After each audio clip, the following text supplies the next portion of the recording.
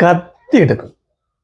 ചെറിയ ചെറിയ പ്രശ്നങ്ങൾക്ക് പോലും അത് സ്കൂളായിക്കോട്ടെ, കോളേജായിക്കോട്ടെ, ഉത്സവ കമ്മിറ്റികളായിക്കോട്ടെ, പരസ്പരം ചേരി തിരിഞ്ഞുകൊണ്ട് ആയുധങ്ങൾ എടുക്കാനും പരസ്പരം ആക്രമിക്കാനും ആളുകൾ എന്തുകൊണ്ടാണ് ഇത്രയും ഫാസ്റ്റായിട്ട് ഇറങ്ങി പുറപ്പെടുന്നത്? ചിന്തിച്ചിട്ടുണ്ടോ? അത് സൈക്കോളജി രീതിയിലാണെങ്കിലും സ്പിരിച്വൽ രീതിയിലാണെങ്കിലും നമ്മൾ പോവുകയാണെങ്കിൽ വലിയ വലിയ ആളുകളൊക്കെ ഒരേ ഒരു കാര്യമാണ് പറഞ്ഞിട്ടുള്ളത്. ഒരു സന്തോഷം നിറഞ്ഞൊരു വ്യക്തി, വളരെ മനസ്സിൽ ശാന്തിയുള്ളൊരു വ്യക്തി ഒരിക്കലും ആയുധം എടുത്തിട്ടോ മറ്റുള്ളവരെ വേദനിപ്പിക്കാനോ പോകുന്നില്ല. അപ്പൊ ആരാണ് ആയുധം എടുക്കുന്നത് എന്നാണ് വലിയ ചോദ്യം. എന്തുകൊണ്ടാണ് ആളുകൾ അക്രമത്തിലേക്ക് പോകുന്നത് എന്നാണ് വലിയൊരു ചോദ്യം. കാരണം മനസ്സ് അസ്വസ്ഥമാകുന്ന ഒരു വ്യക്തി അവൻ രണ്ട് ഡയറക്ഷനിലേക്ക് പോകും. ഒന്നില്ലെങ്കിൽ അക്രമം, അല്ലെങ്കിൽ ലഹരി, അഡിക്ഷൻ. മനസ്സ് ശാന്തമല്ലാത്തൊരു വ്യക്തി രണ്ട് ഡയറക്ഷനിലേക്കാണ് പോകുന്ന. അഗ്രഷൻ അല്ലെങ്കിൽ ഹൈലി പ്ലഷർ, സുഖം തേടിയിട്ടുള്ള ഒരു അലച്ചിലാവും, അത് അഡിക്ഷനിൽ എന്നിട്ട് പെടും. ഇപ്പൊ ഇവിടെയാണ് അത് സിഗ്മണ്ട് ഫ്രോയിഡ് സൈക്കോളജിയുടെ വളരെയധികം കോൺട്രിബ്യൂട്ട് ചെയ്ത സിഗ്മണ്ട് ഫ്രോയിഡിന്റെ ഭാഷയിൽ വേണമെങ്കിൽ അങ്ങനെ നോക്കാം. സെക്ഷൽ പ്ലഷറിന്റെ പിന്നാലെ പോയിരുന്നതും അഗ്രഷനെ കുറിച്ചും വളരെ മനോഹരമായിട്ട് അദ്ദേഹം പറഞ്ഞു. അല്ലെങ്കിൽ നമ്മുടെ സ്പിരിച്വൽ ലീഡേഴ്സ് എല്ലാം വളരെ മനോഹരമായിട്ട് പറഞ്ഞു. അപ്പൊ ഇതിന് എന്ത് ചെയ്യാൻ പറ്റും? റീസൺസ് ഒക്കെ വിട്ടേക്കോ, എന്ത് നമുക്ക് ചെയ്യാൻ പറ്റും? ഇന്ന് നമ്മുടെ സമൂഹത്തിൽ ഏറ്റവും കൂടുതൽ പ്രശ്നം അനുഭവിക്കുന്നൊരു കാര്യം കൂടിയാണിത്. എന്താണ് നമുക്ക് ചെയ്യാൻ പറ്റുക? 90കളിൽ തിഹാർ ജയിലിന്റെ മേധാവിയായിട്ട് ഇന്ത്യയിലെ അറിയപ്പെടുന്ന ഒരു IPS ഓഫീസർ എത്തി. വളരെ ടാലന്റഡ് ആയ ഓഫീസർ.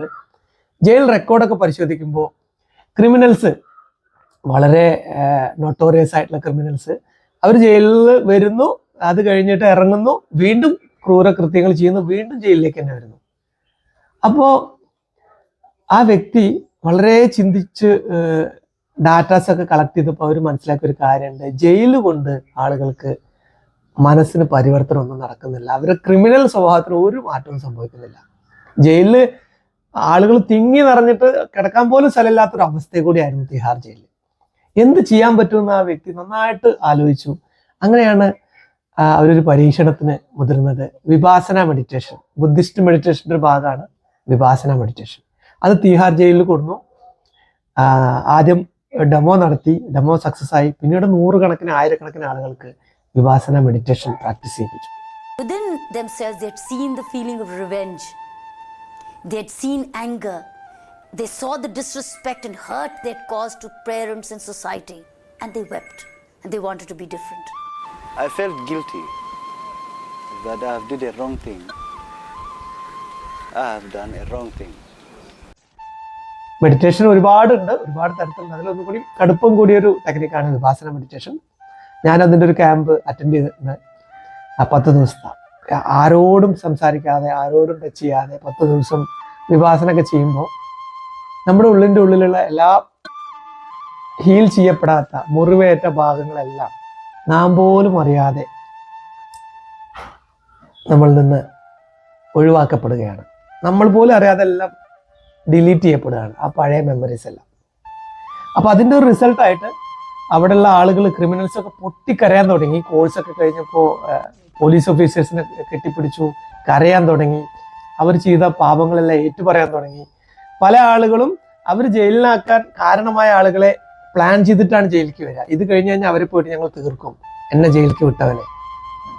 അവരോട് മാപ്പ് പറയാൻ തുടങ്ങി.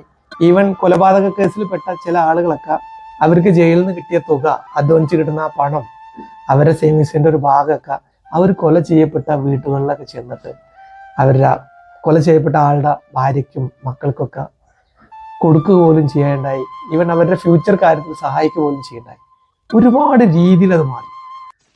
അപ്പോൾ നമ്മൾ ഒരുപാട് ചർച്ചകളും ബഹളവും വെക്കാതെ അസ്വസ്ഥമാകുന്ന ആളുകൾ, അത് ആരായിക്കോട്ടെ, കുട്ടിയായിക്കോട്ടെ, വലിയ ആളായിക്കോട്ടെ, മനസ്സ് ശാന്തമാക്കുന്ന രീതികളാണ് നമ്മൾ പ്രാക്ടീസ് ചെയ്യേണ്ടത്.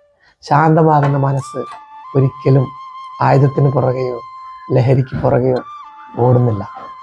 അസ്വസ്ഥമാകുന്ന മനസ്സ് എന്നും അതിന് പുറകെ മാത്രമായിരിക്കും ഓടിക്കൊണ്ടിരിക്കുക. അപ്പോൾ ആയുധങ്ങളെല്ലാം മാറ്റിവെക്കാം. മനസ്സ് ശാന്തമാകാനുള്ള രീതികൾ നമുക്ക് പ്രാക്ടീസ് ചെയ്യാം. ഇന്ന് ഒരുപാട് ഓർഗനൈസേഷൻ ഫ്രീ ആയിട്ട് മെഡിറ്റേഷനൊക്കെ പഠിപ്പിച്ചു കൊടുക്കുന്നുണ്ട്. വിഭാസന ആയിക്കോട്ടെ, ബ്രഹ്മകുമാരീസ് ആയിക്കോട്ടെ, ബുദ്ധിസ്റ്റ് സെന്റേഴ്സ് ആയിക്കോട്ടെ, ഒരുപാട് ഫ്രീ ആയിട്ട് പോലും ഓൺലൈനുണ്ട്. ഞാൻ പോലും ഓൺലൈൻ ഒരുപാട് ഫ്രീ കോഴ്സുകൾ കൊടുക്കാറുണ്ട്. താല്പര്യമുള്ളവർക്കൊക്കെ ബന്ധപ്പെടാം. ശാന്തമാക്കാം നമ്മുടെ മനസ്സിനെ. ഒരു ബെറ്റർ ലൈഫ് നമുക്ക് എല്ലാവർക്കും മുന്നോട്ട് കൊണ്ടുപോവുകയും ചെയ്യാം.